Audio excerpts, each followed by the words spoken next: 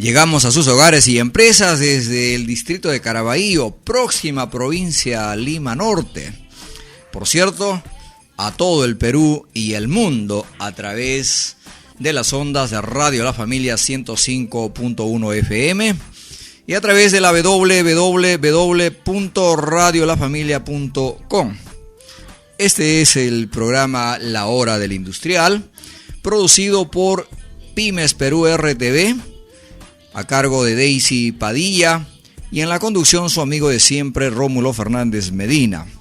Por cierto, agradeciendo a nuestros auspiciadores, al Consejo de Organizaciones de la Micro, Pequeña y Mediana Empresa del Perú, Compimep, a la Corporación de Inversiones y Negocios Pymes Perú S.A.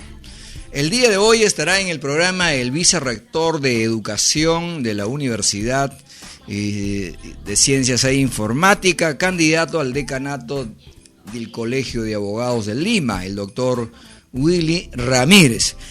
Y por cierto, hoy hablaremos como tema central sobre la industria del mueble. Pero para tener muebles, obviamente, se tiene la madera. Estamos hablando del bosque. ¿Cuánto de ello realmente conocemos? ¿Cuánto de información manejamos sobre el tema de lo que es nuestros bosques, de lo que es nuestra deforestación, reforestación y del propio proceso para industrializar esta madera, esta riqueza que de por sí el Perú tiene?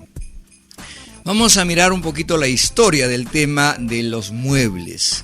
Se dice que es un arte egipcio de costumbres obviamente muy antiguas. En el año 1925, el 2 de febrero, Mohammedien, en sus estudios y en su tarea de descubrir, encontró, en realidad en la tumba atribuida a la reina Etepers del siglo XVI a.C., que se disponía realmente allí algunas piezas vinculadas a los muebles de madera. Más adelante se habla sobre otro momento en la pirámide de Giza del faraón Keops. Se encontraba también allí algunos muebles antiguos de los que se tiene obviamente constancia de acuerdo a estos trabajos de investigación.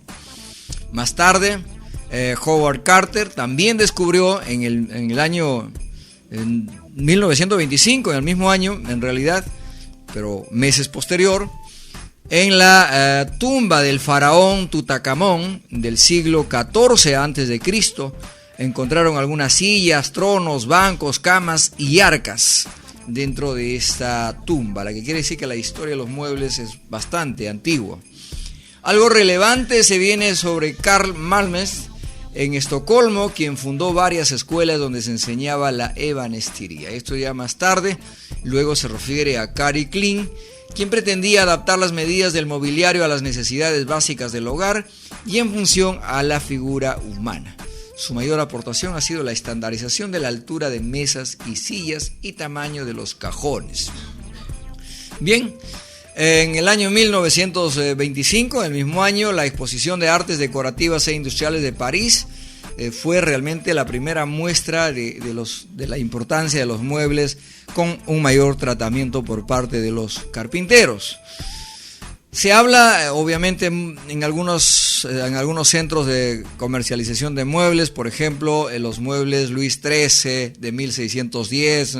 Más adelante se habla del modelo barroco, se habla de los muebles ya tapizados, mullidos, en fin, terminando con el estilo Luis XIV, Luis XV, Luis XVI, en fin, algunos todavía tienen estos muebles en casa, ¿verdad?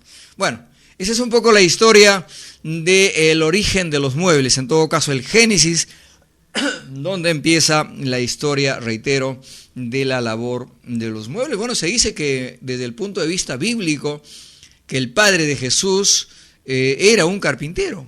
Y por eso en algunos documentos, en algunos escritos, se dice el hijo del carpintero. En realidad, entonces, es un tema muy antiguo, por cierto.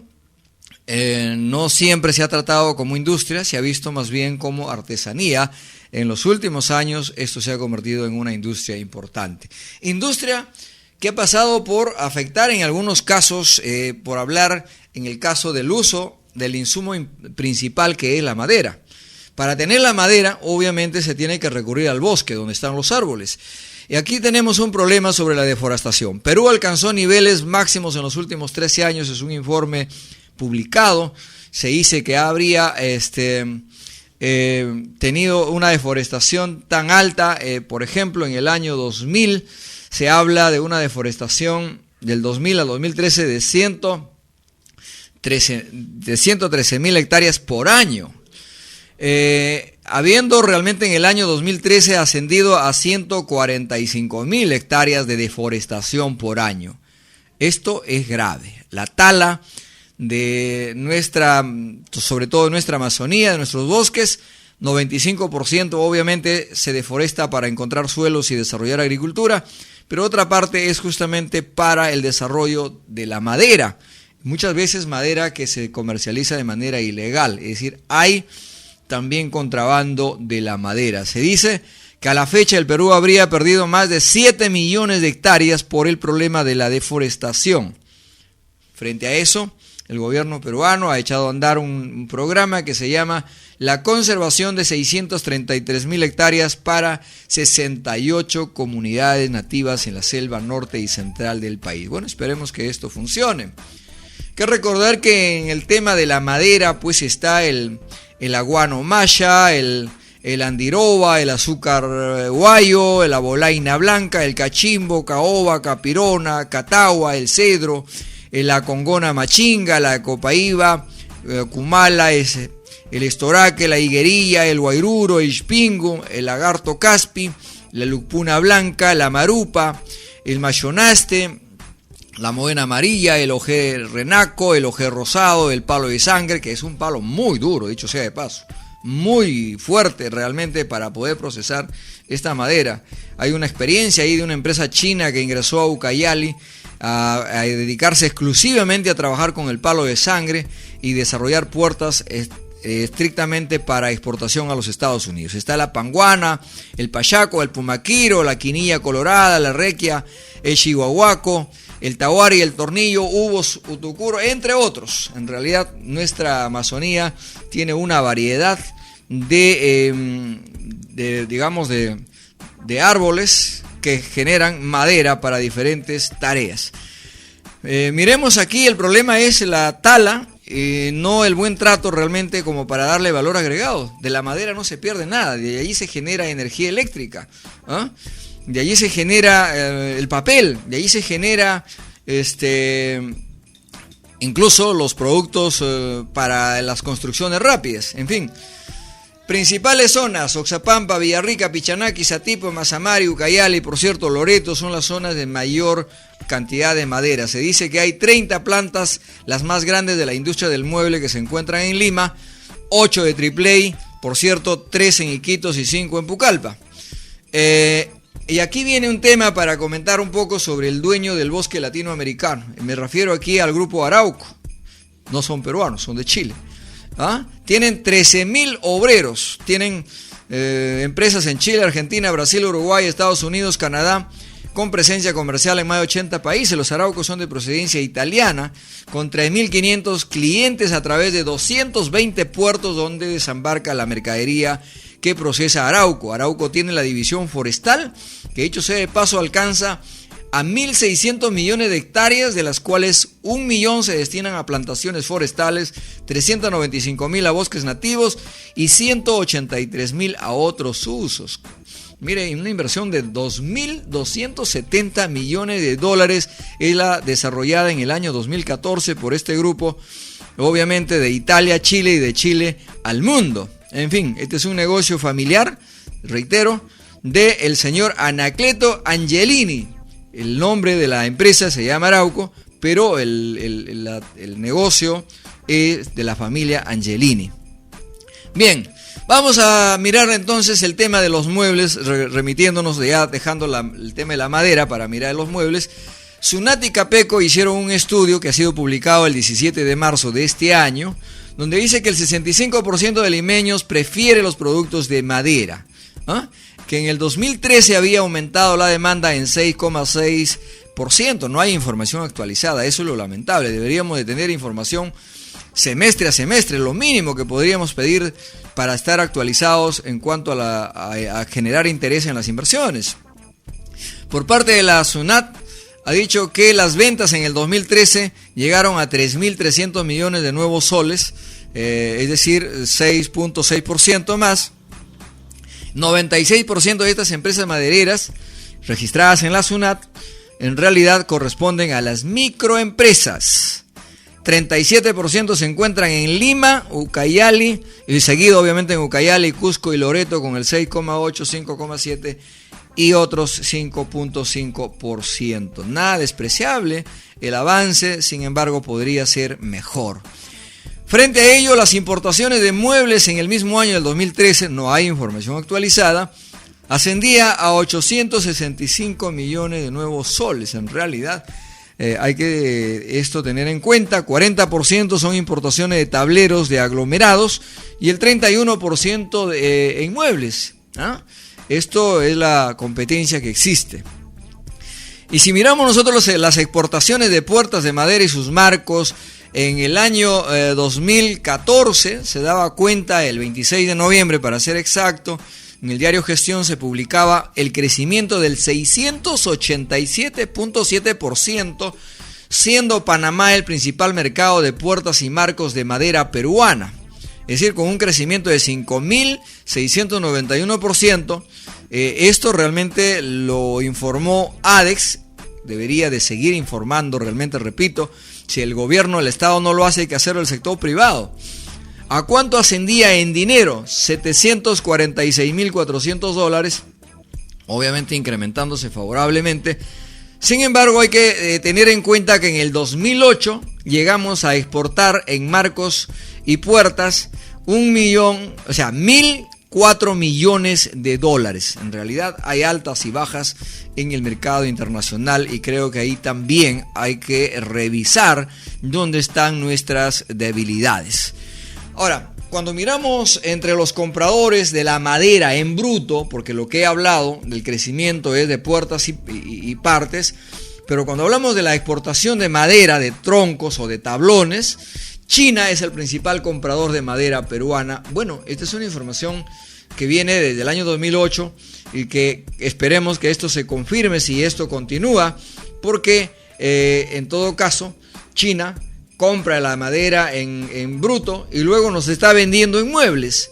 Esto es la ironía de la vida, o sea, lo pasean a nuestra madera desde Loreto, desde Ucayali o desde algún punto de la selva central, rumbo barco a recorrer el Asia, y allá se transforma, se genera mano de obra para los ciudadanos chinos, se genera ingresos económicos tributarios en bien de la caja del gobierno chino, y luego nos vuelven a vender nuestra propia madera en muchos casos. Ya viene obviamente con valor agregado.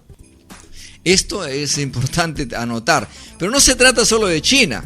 También se exporta a los Estados Unidos, quien de hecho ha ocupado China primero, México seguido, en tercer lugar Estados Unidos. Luego hemos estado ingresando a Hong Kong, que es una región especial de China. De igual forma República Dominicana, a Nueva Zelanda. En fin, la madera peruana, madera en bruto, ha ingresado a varios lugares. Y se habla incluso del ingreso próximo, o que estaría ya ingresando a Lituania, a Bulgaria, a Filipinas, a Senegal, a Austria. En realidad nos anima por un lado cuando miramos que estamos avanzando en internacionalizar nuestros productos, pero qué interesante sería si nosotros internacionalizamos con valor agregado, es decir, ser capaces de darle esa mayor generación de mano de obra para los peruanos, mayor ingreso a la economía peruana y darle un nombre con marca, ¿no? Cuando uno habla de muebles en España, por ejemplo, hablamos de los IKEA. Cuando hablamos de muebles en el Perú, ¿de qué muebles hablamos? Hablamos de varios centros comerciales, de varios campos feriales de muebles, pero no tenemos la fortaleza de tener realmente una marca fuerte. He tratado de ingresar al portal del Ministerio de la Producción y créame que hay información, la última información de una declaración que dio en aquel entonces cuando era viceministra de Industria y MIPES, Magali Silva, hoy ministra de Comercio Exterior. esta información del 19 de octubre del 2012. A ver, dígame si no es realmente de generar una reacción incómoda por parte de los usuarios peruanos de saber que no tenemos información actualizada. ¿Y qué habló allí la viceministra? Habló de programas importantes por el lado del Ministerio de Trabajo, por el lado del Ministerio de la Producción, pero ¿cuánto de esto se ha cumplido? Ese es lo importante. Incluso ella hablaba que mediante el Servicio de Certificación de Competencias Laborales del CITE Madera, el programa CCIEN dará inicio, dijo en octubre del 2012, y su aplicación será por año calendario. Mi pregunta es, ¿cuáles son los resultados? Ella hablaba de 100 beneficiarios anuales. Yo he estado en Villa El Salvador hace pocos días en su aniversario, y créame que ni un solo representante del CITE Madera, que está al lado de las oficinas del Parque Industrial de Villa El Salvador, ningunos presente en el aniversario. Lo que pasa es que se camina de espaldas entre el Estado haciendo sus propias actividades, gastando la plata de todos los peruanos, gastando los presupuestos en algunos casos de cooperación internacional, quienes con algún propósito donan o invierten, y los empresarios solos luchando contra el viento y la marea, saliendo adelante como pueden. Esto llama la atención, más aún cuando, reitero, uno ingresa al portal de Produce y no encuentras información actualizada. ¿Y cuál es la respuesta de Produce, de los funcionarios? No hay presupuesto, no alcanza el tiempo, y ¿sabe? Le aseguro que Produce va a retornar dinero del presupuesto de este año a la caja fiscal, por el tema de capacidad de gasto y de buen gasto, porque cuidado, hay especulaciones, no lo estoy afirmando, pero que habrían consultorías demasiadamente caras que lo pagamos todos los peruanos y sin mayor resultado. Bueno, pasemos a otro punto a mirar sobre la madera. Dejemos al Perú, ya sabemos que el gobierno está de salida. Los próximos candidatos están ofreciendo de todo. En realidad, ¿cuánto de ello realmente podrá ser cierto? La única cosa que yo tengo claro es que si nosotros, los empresarios, los madereros, los confeccionistas, los de metalmecánica, los del comercio, en fin, nos unimos y hacemos fuerza, podremos demostrar que realmente somos capaces de promover la competitividad y somos capaces de sentarnos a la altura de las circunstancias con las autoridades que ingresen a administrar el país. Pero cuando hablo de unidad, me refiero, por ejemplo, al caso de madera en España. Las empresas de la madera inmueble de España han formado lo que se llama la UNE Madera para impulsar la competitividad del sector. Mire, una serie de instituciones, de asociaciones, incluyendo federaciones y confederaciones de los diferentes estados de España, han logrado formar una gran central para hacer respetar como una entidad empresarial que agrupa 16 organizaciones territoriales para hacer respetar sus derechos y promover negocios, que esto es algo importante, promover negocios competitivos. Entre esos negocios competitivos, por ejemplo, está el milagro de las casas de madera, con la que ahorran un 90% en energía eléctrica. Qué interesante, ¿verdad? Construir casas de madera permite ahorrar a ellos energía eléctrica. Ojalá que nosotros en el Perú pudiésemos también utilizar de una manera más importante la madera. Aquí el cuento de nuestros gobiernos regionales y varios gobiernos municipales están preocupados en las bolsas de cemento, en el fierro, incluso sin importarle las zonas agrícolas, autorizando la construcción de viviendas. Fierro, cemento, ladrillo, dejando de lado nuestra zona, nuestro pulmón verde, nuestras zonas de producción agrícola, sin importarles la importancia que tiene el dar el mejor uso a nuestra madera. Todo ello realmente genera la atención a quienes recorremos el Perú, a quienes estamos realmente interesados en tener un país con mejores condiciones para la salud, como es el cuidar el medio ambiente, como es el reducir el costo operativo en nuestras mismas casas, como es el mejorar las condiciones económicas de nuestras familias, como es mejorar la salud del pueblo, la salud de la familia. Hay un ejemplo en este grupo de España, donde una pareja de un matrimonio de 73 años dice que gastaban 1.000 euros en energía eléctrica, hoy gastan 30 euros al mes. O sea, utilizando la madera. 20.000 viviendas ya existen en España de madera. Por cierto, está pues el tema de Canadá, Filipinas, son lugares donde desarrollan mucho trabajo en madera, ¿no? A diferencia del Perú. Bueno, sigamos nosotros entonces mirando estos ejemplos, pero miremos finalmente algunos otros ejemplos en América Latina.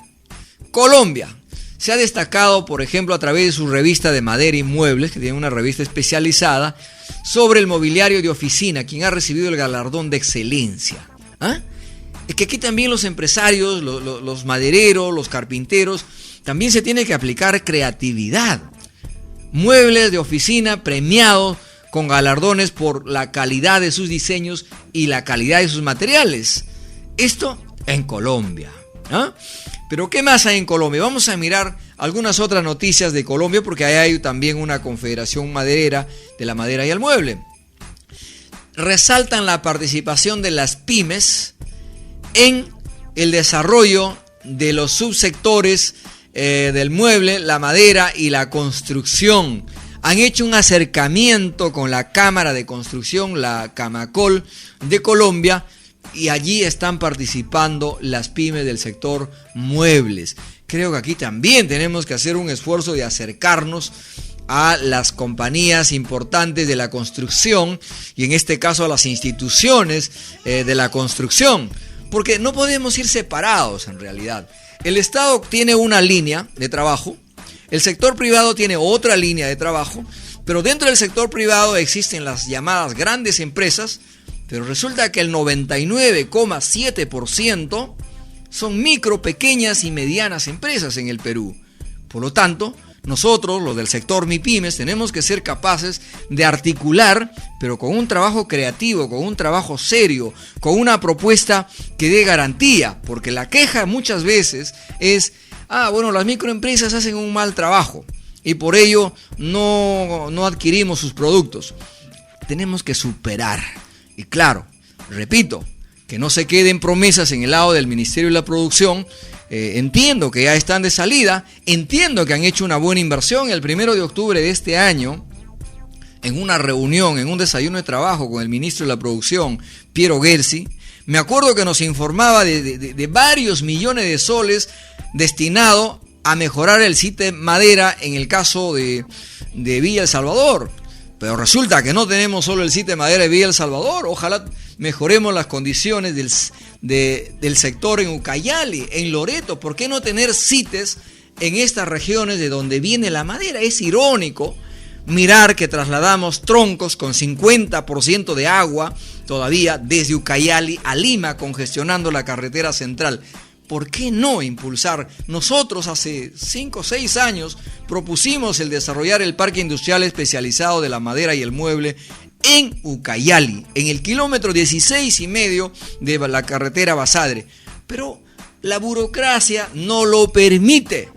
Llevamos a unos españoles, nos reunimos con los de Finlandia, el embajador de Finlandia, y me acuerdo que se hizo todo un esquema para trabajar desde lo que es forestación, reforestación, transformación de la madera y, por cierto, el valor agregado de la madera.